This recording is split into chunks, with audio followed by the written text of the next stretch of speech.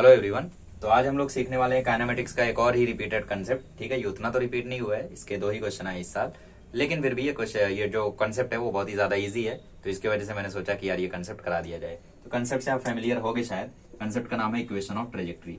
ठीक है, और क्योंकि ये प्रोजेक्टाइल मोशन से रिलेटेड है तो आप लोग बेसिकली इससे पहले वो जो प्रोजेक्टाइल मोशन का वीडियो मैंने डाला था उसको जरूर एक बार देख के आओ, क्योंकि उसके बिना फिर आप लोगों को इसमें प्रॉब्लम आएगी, है ना। मतलब पता रहना चाहिए फॉर्मूला वगैरह सब कुछ, तो आप लोगों से ये आसानी से हो जाएगा। ओके, और माइक का इशू चल रहा है थोड़ा, I am sorry for that. मेरी 3 वीडियोस करप्ट हो गई। मैंने इक्वेशन ऑफ ट्रेजेक्ट्री एक बार रिकॉर्ड किया, मैंने वो ब्रेक वाला जो कंसेप्ट था उसको मैंने एक बार रिकॉर्ड किया था, और जो पहला वीडियो था वो भी मैंने रिकॉर्ड किया था, वो मैंने री रिकॉर्ड कर करके डाले हैं। ठीक है, तो फाइल्स करप्ट हो जा रही हैं, कभी साउंड का प्रॉब्लम आ रहा है, वो माइक की वजह से साउंड का प्रॉब्लम आ रहा है, फोन की वजह से करप्ट हो जा रहा है, तो I am sorry for that. फिलहाल कम बैक करते हैं। देखो इक्वेशन ऑफ ट्रेजेक्ट्री देखो, थोड़े टाइम में सॉल्व हो जाएगा। ओके, तो इक्वेशन ऑफ ट्रेजेक्ट्री मतलब क्या होता है? इक्वेशन ऑफ ट्रेजेक्ट्री मतलब जैसे तुम्हारे पास यहाँ पे एक प्रोजेक्टाइल है, ठीक है, मान लो तुम्हारे पास यहाँ पे कैनन है, इससे बढ़िया कैनन मैंने बनाया था पिछले वीडियो में, ठीक है, जो कि करप्ट हो गया। यहाँ से तुमने कैनन बॉल छोड़ा और कैनन बॉल ऐसे जाके गिरा, तो उसने एक कर्व को ट्रेस किया, ये एक प्रोजेक्टाइल मोशन हुआ। तो जो ये एक प्रोजेक्टाइल मोशन हुआ है उसमें जो ये ट्रेजेक्ट्री है, मतलब उसमें जो ये पाथ है, ठीक है, इस पाथ का इक्वेशन, इस कर्व का इक्वेशन, ये equation of this curve is called as equation of trajectory. और इसका इक्वेशन क्या होता है? इसका इक्वेशन होता है y इक्वल टू, मतलब बहुत सारे फॉर्म में आप इसको रिप्रेजेंट कर सकते हो, लेकिन मैं जनरली इसे ही याद रखना प्रेफर करता हूँ क्योंकि ये इजीएस्ट है और मोस्टली एग्जाम में जब क्वेश्चन आते हैं तो इससे करना सबसे आसान होता है। y equal to X tan theta 1 minus X by R. X Y क्या है? पोजिशन है एक्स और y में। ठीक है, तो आपको एग्जाम में जब क्वेश्चन आएंगे तो ये वाला जो इक्वेशन है ना वो सबसे ज्यादा हेल्पफुल होगा, तो आपको बाकी के पीछे नहीं भागना है, सिर्फ इसे ही अच्छे से आपको याद करना है। तो तुम बताओ ना फिर क्या। देखो, तो basically y equal to X tan theta 1 minus X by R जो इक्वेशन है, इसके और भी वर्जन होते हैं। जैसे आप रेंज की वैल्यू उठा के वहां डाल दो तो एक नया वर्जन निकल आएगा। चलो डाल के दिखा देता हूँ। हालांकि इसका अगर आपको डेरिवेशन देखना है तो मेन चैनल पर वीडियो है जिसकी लिंक डिस्क्रिप्शन में देख सकते हो। So y equal to X tan theta 1 minus X by R. ठीक है, एक्स टेन थीटा को अंदर डाल दो तो ये हो जाएगा X tan theta minus X square tan theta divided by R की जगह फॉर्मूला डाल दो। आर का फॉर्मूला क्या होता है? U square sine 2 theta by g. तो यहाँ पे डाल दो u square sine 2 theta by g, नीचे वाला जी ऊपर चला जाएगा। ओके, तो ये हो गया x tan theta minus G X square, tan theta को चेंज कर दो sine theta upon cos theta में, यू स्क्वायर को यू स्क्वायर रहने दो, साइन 2 थीटा को चेंज कर दो 2 साइन थीटा कॉस थीटा में। ठीक है, तो ये इससे कैंसल आउट हो जाएगा, तो यहाँ पे एक नया वर्जन आपको मिल जाएगा X tan theta minus G X square divided by two U square cos square theta.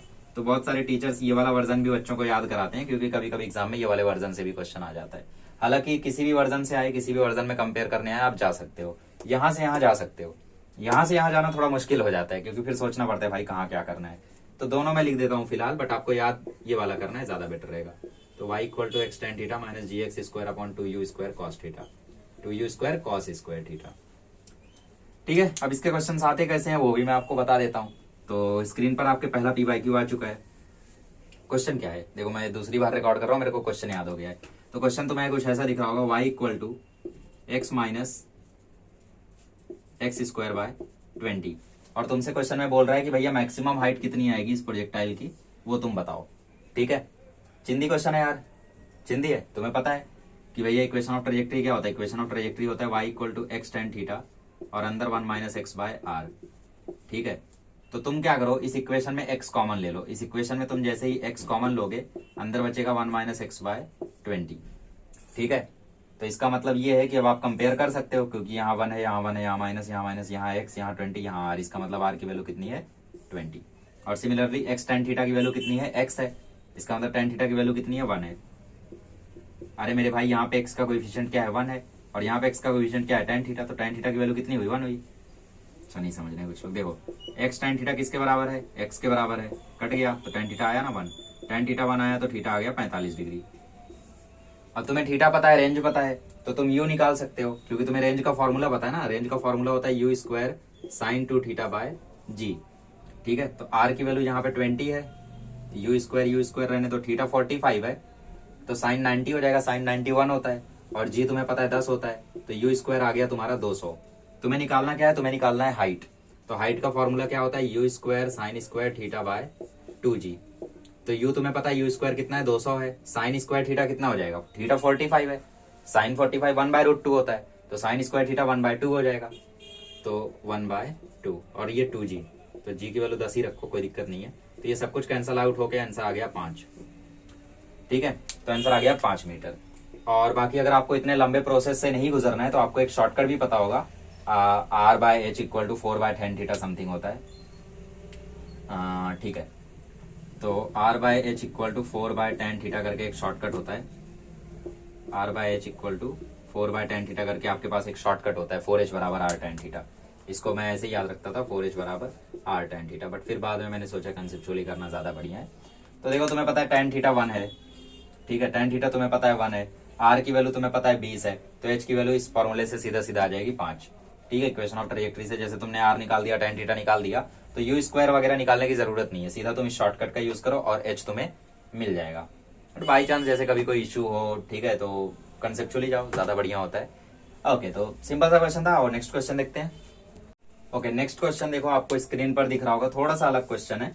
Question बोल रहा है कि अगर शुरू में प्रोजेक्टाइल मोशन के शुरू में जब प्रोजेक्टाइल को लॉन्च किया गया, ठीक है, कुछ u वेलोसिटी से किया होगा, तो इसमें बोल रहा है जो इनिशियल वेलोसिटी थी हॉरिजॉन्टल कंपोनेंट की, ठीक है, मतलब जो इसमें ux था वो एक यूनिट वेक्टर था। यूनिट वेक्टर मतलब उसका मैग्नीट्यूड कितना रहा होगा, मैग्नीट्यूड रहा होगा 1, तो इसका मतलब ux मतलब u cos थीटा कितना रहा होगा, 1 रहा होगा।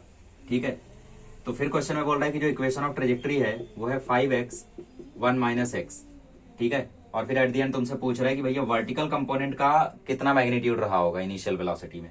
तो तुमसे बेसिकली वो uy की वैल्यू पूछ रहा है, uy मतलब u sin थीटा ना, तो u sin थीटा की वैल्यू पूछ रहा है।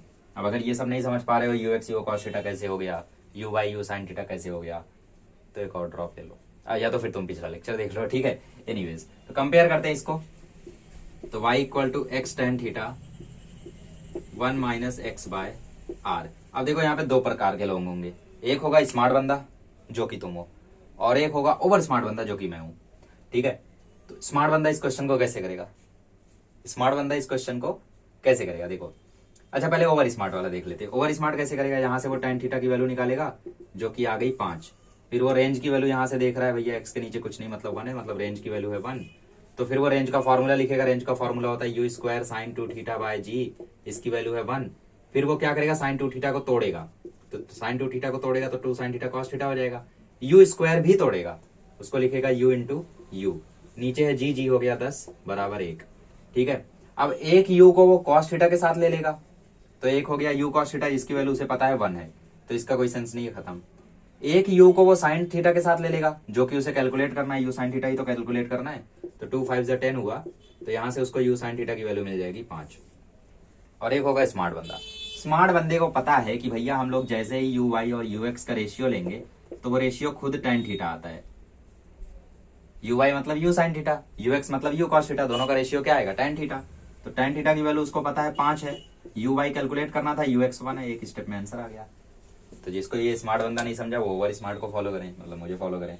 जिसको ये समझ गया फिर वो मतलब अच्छे लेवल पे जा रहे हैं। एनीवेज, तो छोटा सा टॉपिक था, आई होप आपको समझ में आया होगा। अगर इसमें कोई डाउट है तो कमेंट कर दो, और क्वेश्चंस थे नहीं वरना मैं लेता, ठीक है, मतलब इस साल और पिछले साल में। बाकी आप लोग अगर आप एनालाइज करोगे पूरे चैप्टर को तो आपको और क्वेश्चन हो सकता है मिले 2-3, तो वो आपके लिए ईजी है। मैंने 2 टाइप के करा दिए, जो मतलब थोड़े हार्ड हो सकते थे करा दिए। Okay, so thank you so much, bye bye.